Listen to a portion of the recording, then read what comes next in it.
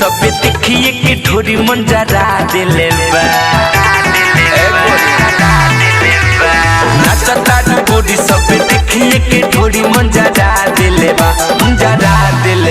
तोरा देहिया के कपड़ा ये जान लपड़ा करा दिले बा तोरा देहिया के कपड़ा ये जान लपड़ा करा दिले बा हवे उ बरतिया की हवे उ गमछुआ लड़ा दिले बा हो लड़ा दिले बा तोरा देहिया के कपड़ा ये जान लपड़ा करा दिले बा तोरा देहिया के कपड़ा ये जान लपड़ा करा दिले बा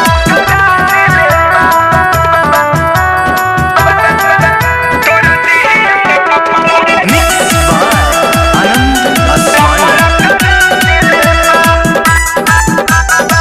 पेनले बाडू जलीदार खाली शीशा खानी खल के बड़े सब पगलाइल देख के ढोड़ी तोहर खल के लागत सबके डुबा दे बुका हो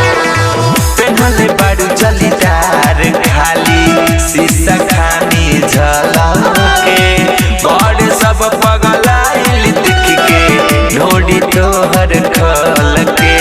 चमकल चेहरा तोहर लइका सन के फेरा में पड़ा दिले बा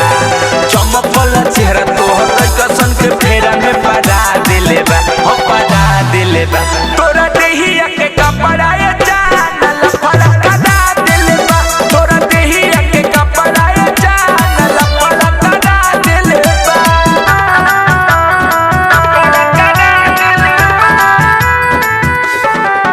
तोरा देहिया के कपड़ा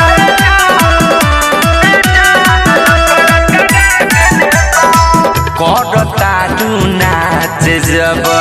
चलता रे ढेला तो पतनी खोपना तो ले लियल बेला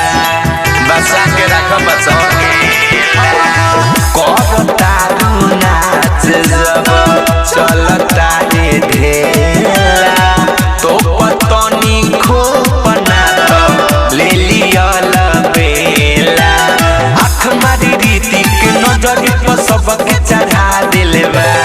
आँख मारी आनंद नजरी पर सबके चढ़ा दिले बा हो चढ़ा दिले बा तोरा देहिया के कपड़ा ये जान लपड़ा करा दिले बा तोरा देहिया के कपड़ा ये जान लपड़ा करा दिले बा नाचता गोरी सब देखिए के ढोरी मन जरा दिले बा तोरा देहिया के कपड़ा ये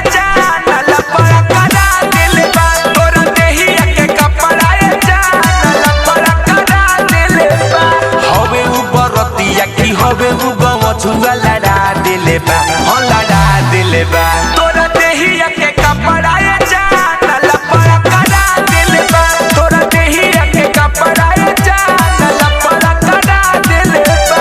अलबेला रिकॉर्डिंग स्टूडियो गढ़ी में नेपाल।